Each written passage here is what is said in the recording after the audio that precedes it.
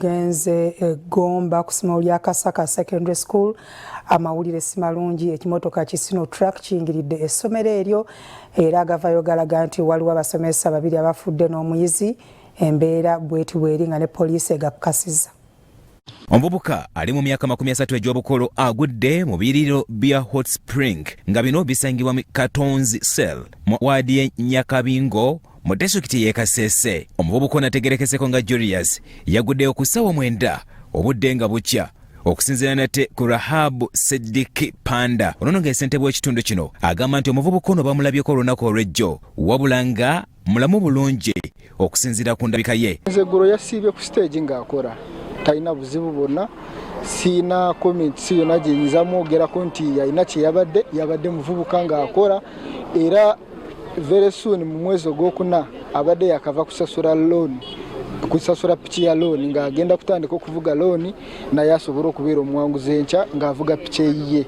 Yadde nga guli bwe gutyo John Bukombi Baptist ono nga ssentebe wa LC esooka eya Katonzo Cell agamba nti omuvubuka ono yandibanga yeekamiridde omulangira Segamwenge sakati n'omumbejja Nnamarwa ng'ensonga lwaki yabadde agenze mu biriro bino okusobola okuwuga ku ssaawa 9 ez'ekiro. To me, I think the cause of the problem, these people came when they are drunkard.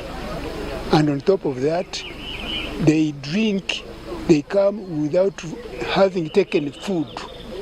And if you come without taking any food, this water is very dangerous. You can easily die. Mukimanyi bulungi nti kitagata kya Kasese kya Rwenzori kye kikyayina amaanyi ate ekikolerawo ddala. Abantu bajjawo ng'eddwaliro eriyamba abantu abalina ebirwadde ebyalemera ddala. Ku luno ono yazze essaawa nga 9 naye nga mutamiivu talidde nekimusinza amaanyi nekikola ki nekimutta.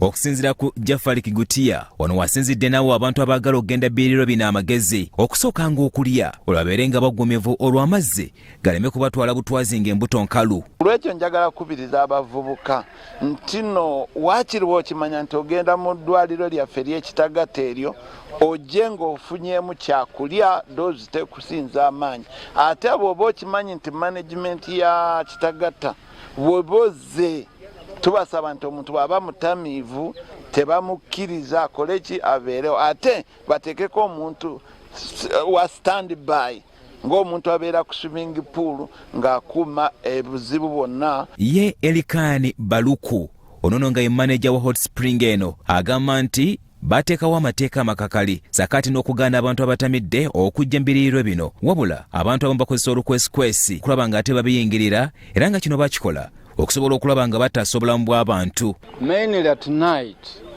we are going to make a restriction that people who are drunk should not enter our premises. They should only allow these drivers who come while tired and want to continue across the border with their cargo. Byatumisime Gerald, Salty TV.